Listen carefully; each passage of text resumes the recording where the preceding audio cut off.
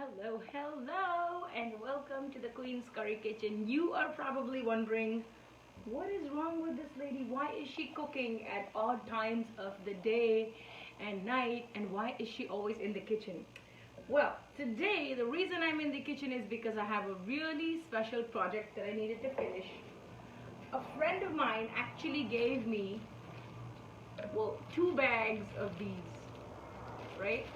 So I have 2 bags of these hottest peppers that actually grew in her garden, and I am trying to make some sense of what to make. So it's been about 2 weeks. I've been sitting on these peppers forever, and I don't like oh my god, these are hot.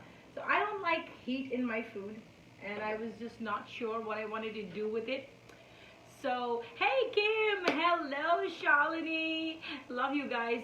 Thank you for joining me. You'll be very surprised. Oh, you know what, let me ask you, do you want to go on a hot date with me? No. It's hot, but there's no date happening. So I'm actually trying to put these peppers to good use, and I'm not trying to make too much of it because I know that I will probably end up giving it away. I'm not going to eat it. So my genius brain thought of making chutney, and I grew up in a half Bengali household where there was a lot of chutneys to round off the meals, and chutneys are eaten pretty much at the end of the meal to round it off and to leave a nice finishing touch to your taste buds just before the sweets.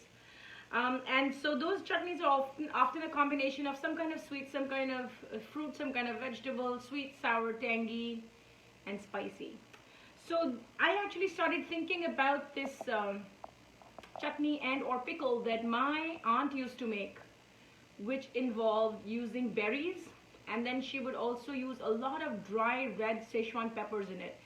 And that thing was so addictive. Like if you had a big jar in front of you, you could not stop eating. So it had sweet notes, it has sour notes, it had spicy notes. Oh my god, these peppers.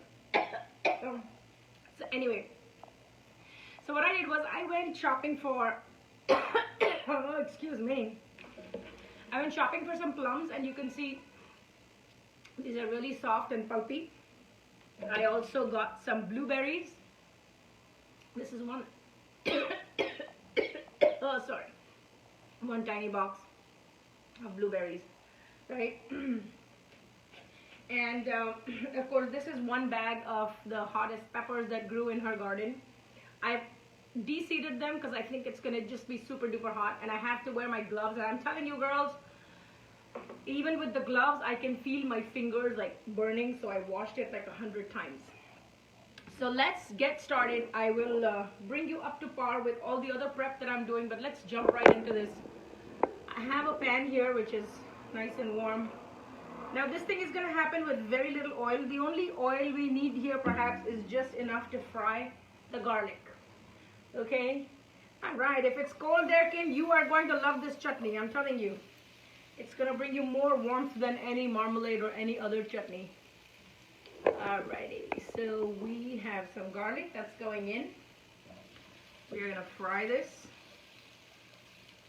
I'm also going to add some cumin seeds. So think of it like Mexican slash south of the border slash India slash Trinidad slash Guyana. You know, we've always heard things like mango habanero chutney and things like that. So just think like this is a combination of all of that and then some. Okay, so in goes the garlic.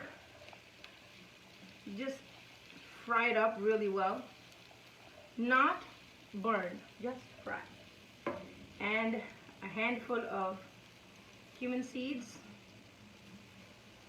Now this chutney is going to get reduced to a pulp, and then that's going to get added. So you want to have enough cumin seeds. Those are the things that add the texture in the bite. And as they get toasted and roasted in this oil, kind of infuses the oil with a really nice aroma.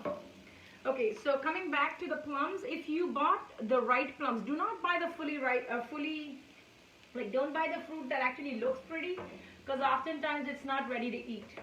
So I always go for the pulpy ones, and you can see how soft these are. They're literally like falling apart, okay? And out of the 6 that I bought one that was kind of a little raw to have that tartness. I'm going to use that for tartness.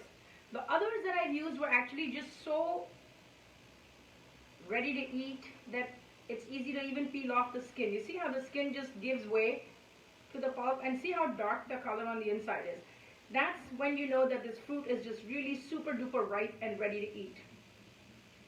So fruits always ripen from the inside out, which means that if you go to a fruit stand and you see a lot of bees or flies around a certain fruit group, get that. That one is just delicious, it's yummy, and it's bursting with sweetness. So always take a cue from nature.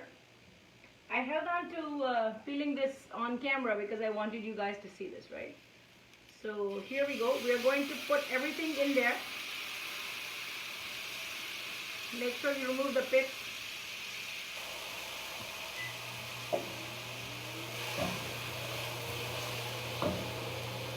All the blueberries are going to go in.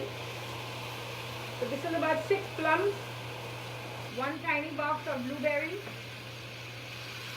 I've not added any sugar yet. The only thing I've added is garlic so far. Okay? And we are going to cook this down.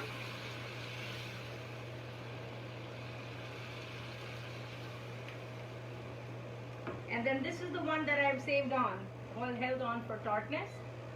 So we are going to just make big pieces of this. I've also done chutneys in my pressure cooker and they come out really good. It's just hard to demonstrate it for you guys. So I thought, let me just make it in an open pan. Also, when you make it in an open pan like this, compared to making it in a sauce pan, is that it helps to evaporate the moisture sooner. And so your cooking process does not take that long. Okay, so you can see as soon as the hot oil hits the fruit, there's a lot of moisture that's being released, right? So basically the idea is to cook down all the pectins that are in this fruit so that you'll have a nice glossy chutney. Of course we will be using, no, that was actually a pumpkin. That was the tart one that I saved. So no tomatoes here. There is a tomato chutney that I think I've done a video of before, and that's with tomatoes, apples, raisins, and dates. I'll see if I can find a link to that video. I'll send it to you. So now you can crank up the heat. Okay, make sure do not wear any white clothes when you're working with this because it tends to leave its mark on pretty much everything. The other things that I am going to need is some sugar. If you want to use molasses, if you want to use brown sugar, by all means use that. I'm also going to use some asafoetida. And I will use some fresh citrus, which is little clementine oranges. If you have juicing oranges, you can use that as well. So we are going to keep stirring this. This is a cooked chutney, not a raw chutney. Just keep mashing it with the back of your spoon. Now I'm going to go in and add all of my peppers. Now I really have never done this combination before because I've never worked with these peppers before, but I'm telling you, the way they are making me gag and irritating my skin, I know this is going to be one hot mess. So I may not be eating it. I will do a taste test for you guys, but if I faint while doing this live video from the heat of these peppers, someone please call 911. Okay, I'm going to add the asafoetida at this time. There's no right or wrong time to do it. And I will add the Himalayan pink salt. So those are pretty much the only things that are going to go in here.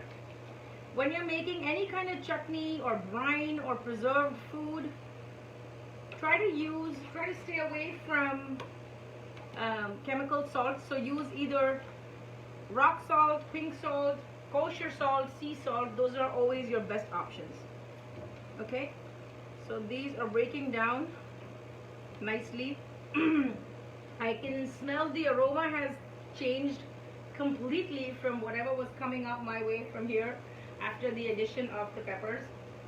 I will go ahead and add, I'm just eyeballing it, I don't know what I'm doing, but I'm eyeballing it, and I'm gonna add this much sugar. We shall reevaluate the situation and see if we need more or not. And basically we have to evaporate all this liquid from here and get it down to being almost like a paste. So all of these plums that you see, these little chunky bits, they will break down. All the blueberries will break down. But what I didn't realize is, I'm so smart, what I didn't realize is that every time I'm mashing this down, I'm also releasing more heat from the peppers into the chutney. And I think I'm gonna sneeze right now. Oh. Yes, it's insanely hot fumes that are coming up right now. I thought I was the hottest thing, but you know what? I was wrong. Let me say a quick hello to Marcus Rosebrock.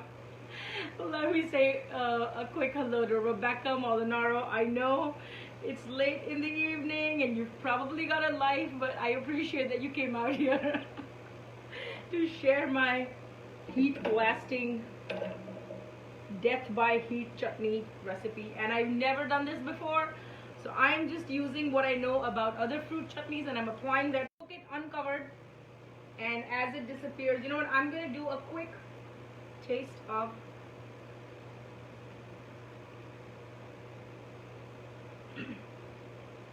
child. I think I'm gonna lose my voice. So yes, there is no trace of the sweetness from all of the plums that I put in. There is like zero taste of sweetness. All I taste is heat. I don't even taste salt. So these peppers, I'm telling you, if you have these peppers, please beware. Use them very carefully. These were a gift and I'm trying to put them to good use, but I just did not have the guts.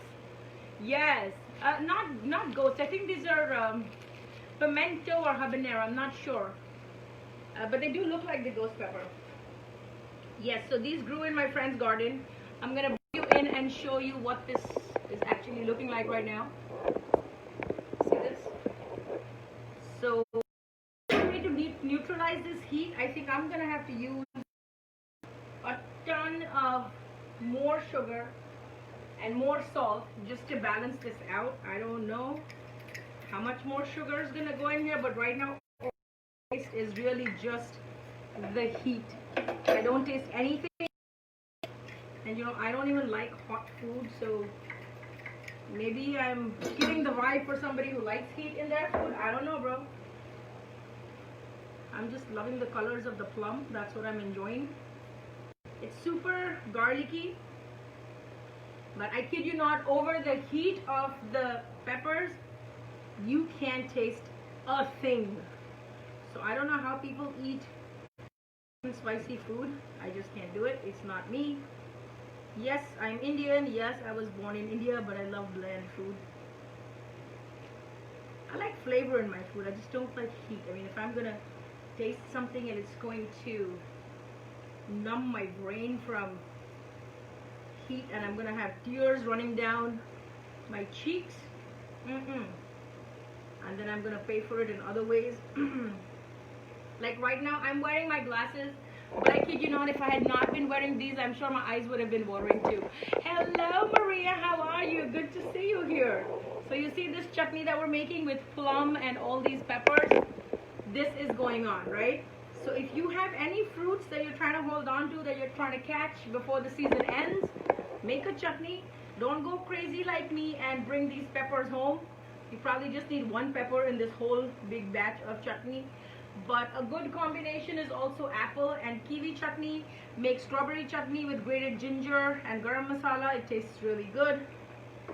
Now as this chutney finishes, what I am going to do is I'm going to take this and I will squeeze the juice of 2 oranges right in here. You can see it's starting to thicken a little bit. And if you're trying to extend the shelf life of any kind of preserved food, especially chutneys, definitely add a little bit of vinegar to the mix. I imagine like if this was a glaze for, let's say, spicy pork or something, and you used one part of this and one part honey or something, it might make a really nice, but I don't eat pork ribs or whatever, but I'm just thinking like people use that a lot in their meat based dishes. So I don't know. So maybe like a jackfruit pulled pork with a hot and sweet chutney of this kind, or like a hot and sweet tofu, I don't know. Alright, so now I'm gonna go ahead and add just a splash of vinegar so this thing can really sit well. And that's take it off the heat. It looks not thick enough, but trust me, when you let it sit, it actually thickens because all the pectin and all the sugar, it kind of becomes, even after you've let it sit and you feel like it's too thin, what you can do is you can add a little slurry of corn flour and water and make it really like sauce. Okay, and if you don't like it chunky, you can get a stick blender, you can run it through a blender, make it really smooth and strain it and fill it in a bottle. So there's so many ways to do it. I kind of like my food with texture since I'm not 2 years old, no, or 2 months old, or whatever it is. I have teeth and I like to enjoy textures in my food, so I'm going to keep this. But or chutney, or if you're going for a sauce kind of a texture, then by all means take this, cool it down, run it through a blender, and then pour it in a bottle and strain it so that you'll have like a sauce that you can shake over your stuff. Okay, so this is my chutney fix for today. I think I'm going to turn off the stove. I've added the vinegar and I've cooked it for a couple of minutes. This was it. I'm not going to take off my protective gear for a long time. As long as I'm handling this, I also have to clean all the seeds that are sitting there for me. But thank you for anybody and everybody who decided to jump into this live and see this chutney making video. I will put pictures of it when the light is better. It's really too dark outside right now to take pictures. But if you want to take a class with me, go to www.queenscurrykitchen.com and sign up for a class. You can also download a free chana masala recipe from my website. Just scroll down and click on the free chana masala recipe. You can download it. It has like maybe 4 ingredients and it's from my first book, The Vegan Indian Home. Like always, thank you for your support. I hope you enjoyed this chutney making adventure. I was a little too scared to do it alone, so thank you for giving me company. I appreciate you all. I'm sending you lots of hugs and prayers that you're going to be safe during this time, be blissful and flavorful, and be thankful for all the little things that we still do have around us, including these hot peppers and friends who send them our way. I hope you will have got some kind of inspiration to either try something like this or share this with your friend or start your own watch party. Oh, thank you, Kim. I appreciate it. Yes, you have bought the book. I have 2 more books in the pipeline, so stay tuned for those. And if you're not on my mailing list, get on there because there will be a pre-sale for those books going on before it is offered to everybody else. So you're special because you've always supported me, so of course you deserve that incentive. Like always, I will see you soon, really soon, in a very new recipe and something that I'm going to be up to next. You know, I'm very naughty. I have to keep doing stuff in the kitchen. So you be good out there and I will catch you soon, real soon. Take good care. Namaste, and I'll see you tomorrow. Bye-bye.